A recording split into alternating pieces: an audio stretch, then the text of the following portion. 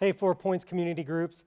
It is week 6 in our Made by the Word series. We're coming to the last few sessions, so I want to encourage you, keep pressing in. I'm so encouraged by all that I've heard from your group hosts that God is doing through this series in your groups and in your lives, and I just believe God's got so much more to do in these last 3 weeks. That said, let's go ahead and jump into the thematic method of Bible study. Now, the thematic method of Bible study is a study in which we take a biblical theme with predetermined questions in mind. Then we trace that theme throughout the Bible, or maybe a single book of the Bible, asking those predetermined questions, then summarizing your conclusions and writing out a personal application. Now, before I get into the steps, there are going to be 6 steps, but before I get there, there are some things that I want to clarify. And the number one thing is the difference between a topical study and a thematic study. Well, what is the difference? A topical study is a broad subject or topic that's under study. So in this kind of study, you would examine in depth every possible verse related to that topic.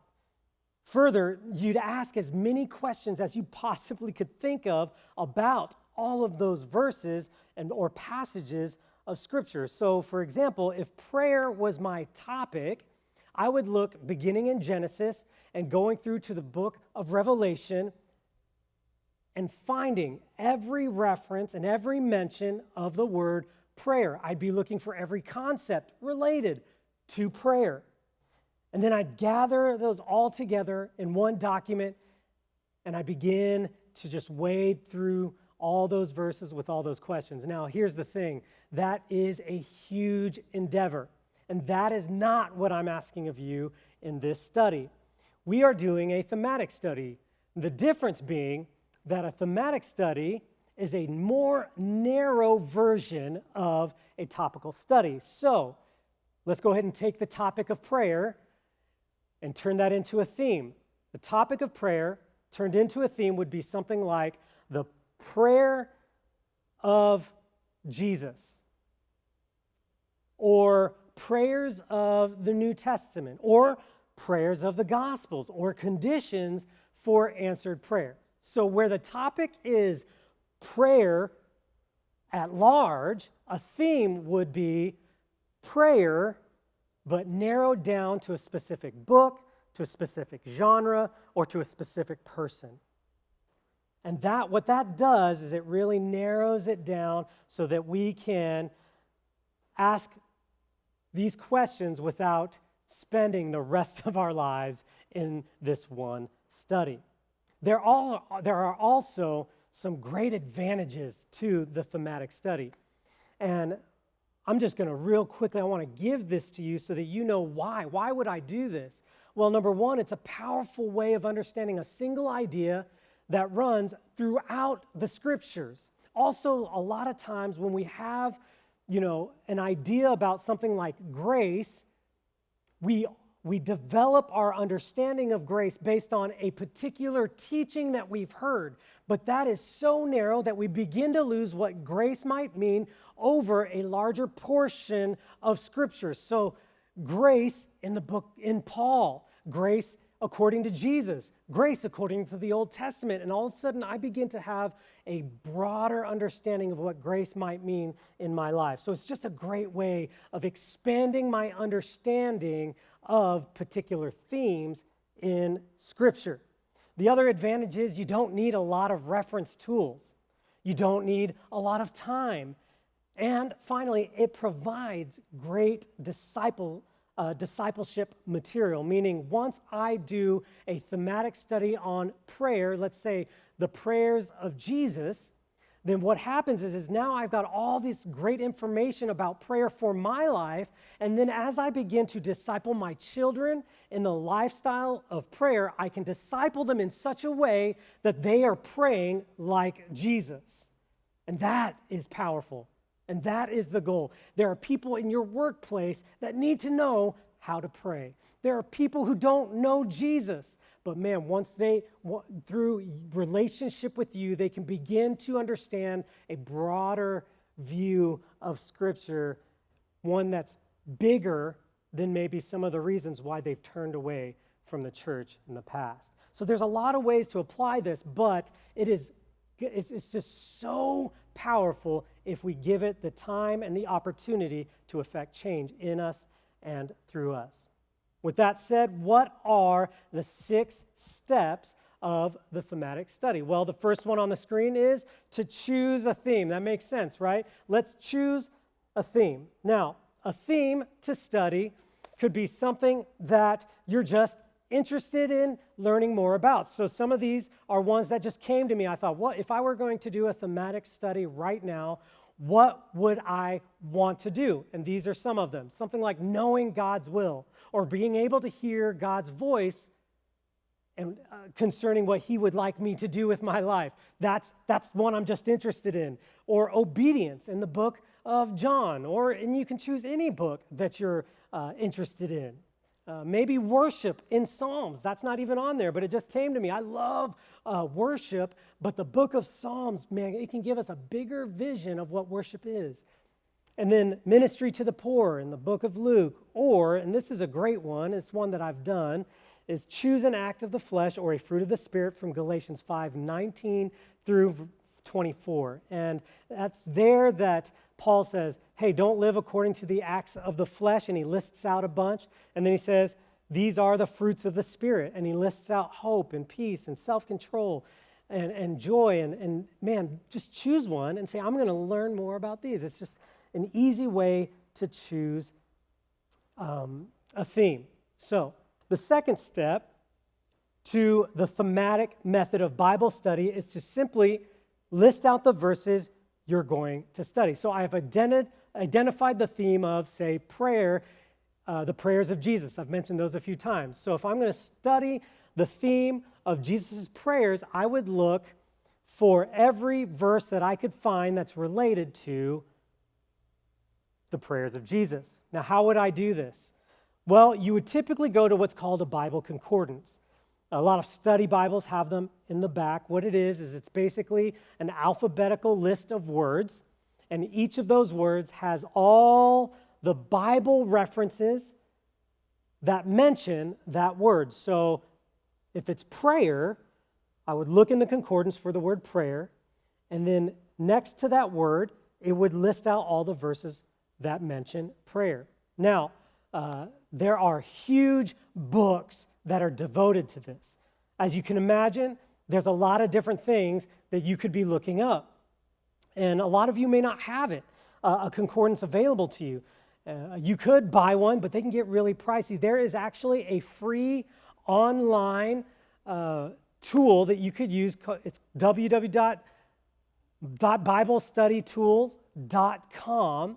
And you can jump on there, and they have a whole bunch of different study tools, and one of those tools being a Bible concordance. Now, what I've done is I've filmed a small training video on how to use BibleStudyTools.com. So if you get there and you're like, okay, there's a lot of buttons here, and I don't know exactly what I'm looking for, go ahead and watch it. It's maybe 3 minutes long, and it's going to be on the 4 Points website, Made by the Word page, or you can look at YouTube and you'll find it there. So go ahead and make use of that tool. It's really powerful.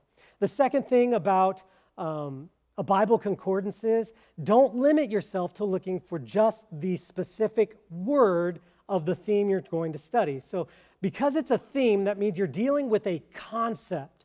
So if prayer is the theme, that means I'll look up prayer, but I look up other words that are related to prayer. So for example, God and money in Paul's letters. I would look up the verses that have the word money in it, but only in Paul's letters. Then I would look up words like generous, generosity, giving, give, greed. That would be a great one. Look up the word greed, because all these things are related to how God views money.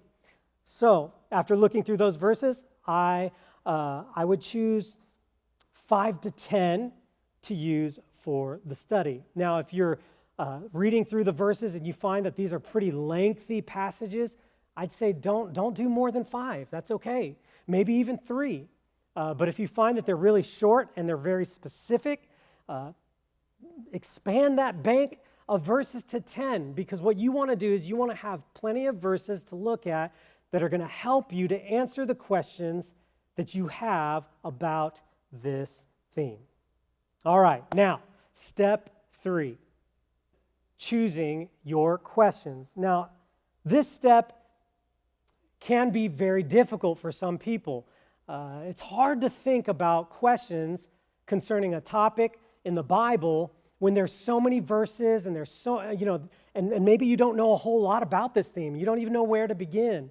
Other people, they seem like they're a fount of questions, never-ending questions coming to mind. And no matter where you find yourself on that spectrum, what I'm going to do is I'm going to give you some tips and some ways that you can develop questions specifically for this Bible study method. So, while it can be difficult, while it can be easy, what I'm going to say is don't ask any more than 5 questions. So for those of you who can think of 15, pick your top 5.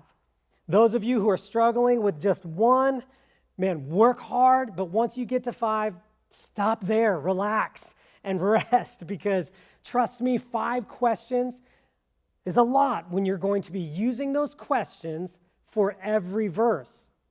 You're not going to take those questions and ask them of just one verse, but you're going to take as many verses that you choose to study, you're going to ask these questions each and every time. So, don't ask too many questions. One of the things that you have to keep in mind is sometimes just one question is enough. So, if I were to study the theme fools in the book of Proverbs, because come on, we all know sometimes we feel like we're just surrounded by fools. And I know maybe none of you feel that way. You're too holy for that, but I know I feel that way sometimes. And so I'm going to study the book of Proverbs on the theme of fools. And one question I think that would be great is, what traits of a fool are given in the book of Proverbs? Now, this is a study that I have done. And truth be told is when I walked into it, I thought, I'm going to figure out what the Bible has to say about fools, because there's a lot of them all around me. But when I did the study, come to find out that I was the one being a fool. And that, in and of itself, is the very goal of the thematic method. So, one question is more than enough sometimes. Other times, however, you're going to have questions, and as you read through the verses, you're going to find that one of the questions is not being answered by a verse. And I just want to tell you that that's okay. If you find yourself in that situation, set it aside, move on to the next question. Because here's the thing, you've got at least 5 verses that you're going to be asking all these questions. And hopefully, another verse will bring some biblical perspective to your theme and answer of your question. Now, this is rare, but sometimes you'll find that there are no answers for any of your questions from any of the verses that you have chosen to study. Now, what you can do is one of 2 things.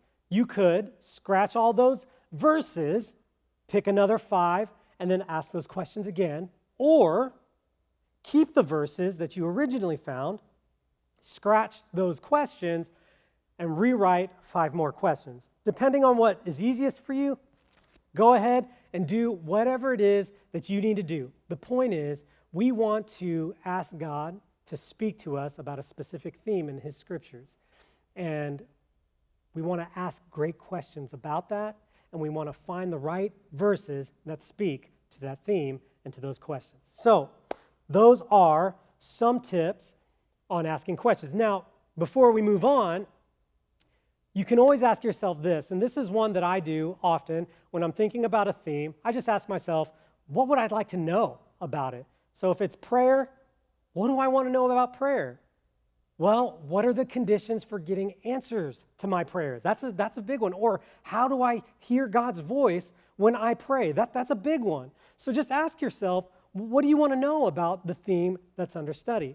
Now, here's my last, for those of you who are struggling to think of questions, here's a great one. Here's a great practice or tool. Pronouns: what, why, when, where, who. These pronouns are excellent for developing questions. Now, so let's just, here's an example. I'm going to study anger in the book of Proverbs using the pronoun what. What are the characteristics of an angry person? What causes anger? What are the results of anger? And what is the answer for anger? And this is all just using one pronoun, what. We could use all of these as a launching pad into developing more questions. I pray that this helps you to develop very concise, very pointed, and very life-giving questions so that we can get very pointed, very life-giving answers. All right, now, I'm going to go ahead and review. These first 3 steps are heavy. They have a lot of different things to think about. So in review, number 1, choose a theme. Step 2, list the verses. And finally, step 3, choose the questions. Now, the last 3 steps that I have to you are going to go by really quick, and which I'm really excited for because I want you to jump into this in your group and begin to practice it together. So what is the next step? The next step is to ask the questions. You identified the theme, you identified the verses, you identified the questions. Now let's answer them. Read each of your scripture verses and then ask your set of questions for each verse, then write down the answers that you find. And that's it. After you do this, step 5, draw your conclusions. Now, if you were wondering what I just skipped over, this is just a review of what I said earlier about if you don't find answers, scratch your questions, or if you're not finding answers at all, man, get new questions or get new verses. So again, don't feel too much pressure if you're not finding answers, but that's what that was. The next one is draw your conclusions. In other words, read through the answers that you wrote down. See if there are things that kind of speak to one another, that they reinforce the same point, or maybe there's one that's different. So if I were studying the theme of faith and works, right? They're so almost opposites. And so, in James it says, hey, faith without works is dead. But then Paul says in his letters, man, salvation is by faith alone, so no man, and not by works, so no man can boast. Well, man, what do you do with that? Well, I write down the answers and put them next to each other, and I can say, oh, maybe it's because we need to hold on to both, and I need to stay in the center of the road. The Ecclesiastes says this. It says, man, it's the person who succeeds is the one who can hold on to one side without letting go of the other. So, man, take your answers, summarize what you've learned, and then write them out. Write out maybe the 1 or 2 of the most impacting lessons that you gathered about this theme. And then finally, you're going to write out your application. And that is the thematic method of Bible study. So, go ahead and circle up, grab a pen and paper, grab a journal, grab your phones, and walk through this method together as a group. I believe God is changing lives as we dive into His Word. See you next week.